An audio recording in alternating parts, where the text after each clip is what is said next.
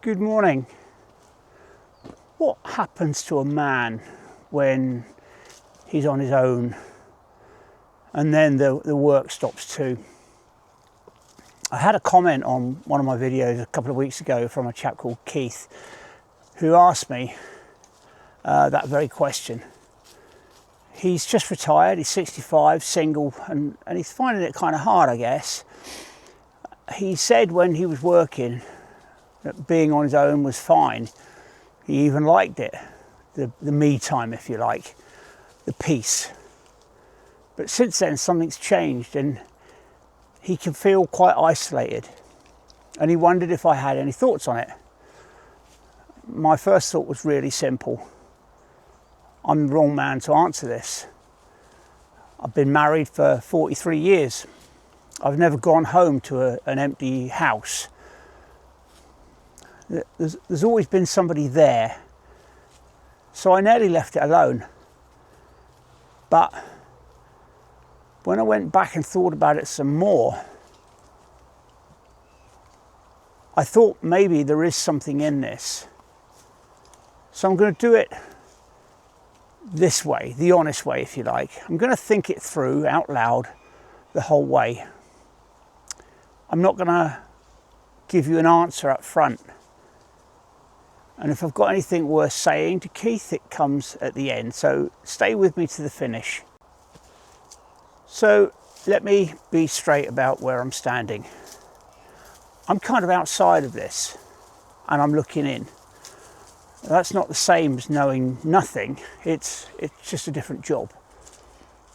Now here's the thing that Keith put his finger on. When he was working, being single was absolutely fine. Better than fine. He had his me time and he loved it. But look at why it worked. The days were full, he was somewhere. There were people around him, whether he picked them or not. Work was doing a job that he never noticed. It was filling the space, if you like. So the being on his own bit only showed up in small doses.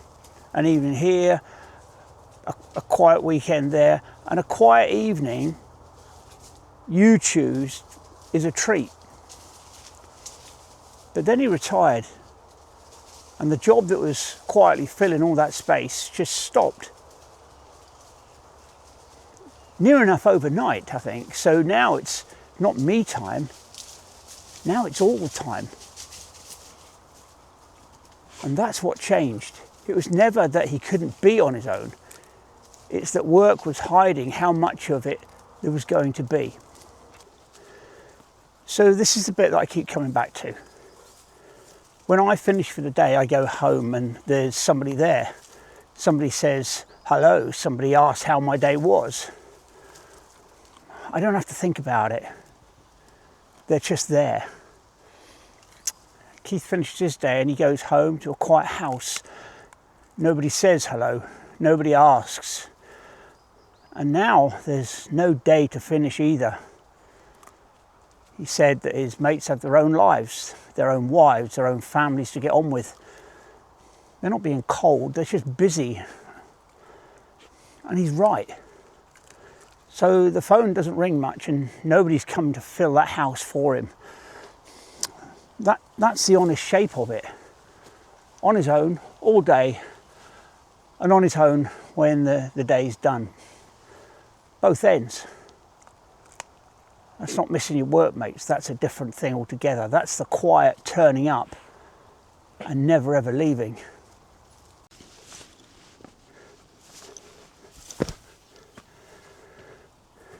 So here's where I'd either hold the line or lose it. When the house is that quiet, one question does the damage. Who's it for? Why make the breakfast?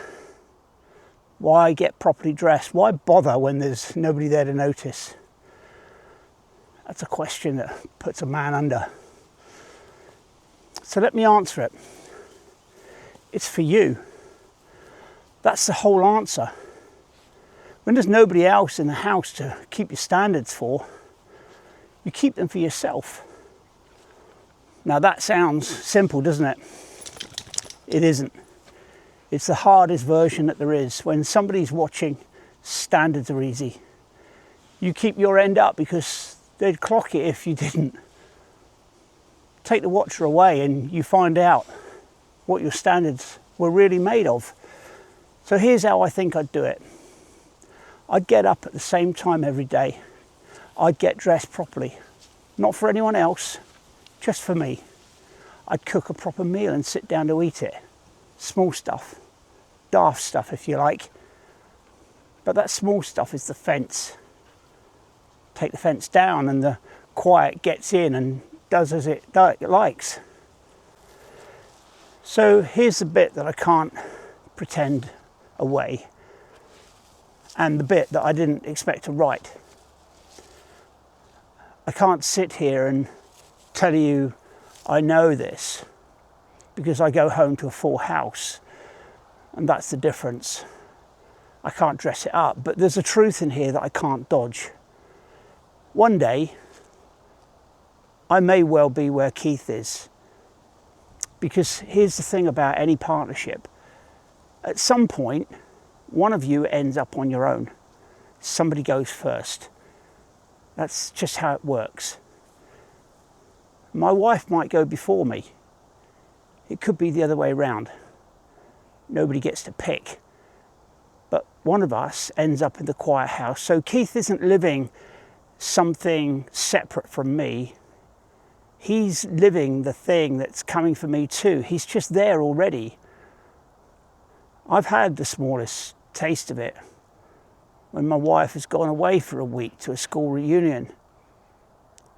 The house is rattling around you and you notice how fast you'd let it all slide if she never came home. No breakfast, same clothing for 2 days running, the day just drifting off. And that's uncomfortable to admit, but it's honest. And it tells me the pull that Keith is feeling is real. It's not a weakness. It's what waits for any man or woman when the house goes quiet and stays that way. The only difference is timing. Keith is there now. The rest of us, well, we're just further back in the queue. Right. I said I'd land this at the end, so here it is. So Keith, I told you I was the wrong man to answer this, and I meant it. I've never gone home to that quiet house that you do, so I won't pretend that I walked your road. But here's the one thing that I would offer. Don't wait for a reason to keep your standards. Be the reason. Get up, get dressed. Keep your end up. Not because somebody's there to see it, because you're still here and you still count. Now that's not me talking down to you, that's me telling you what I hope I'd have the backbone to do myself. So thanks for the comment, Keith, it's a good one. It certainly made me think, and that's worth more than you know. So whatever you do next, don't slow down.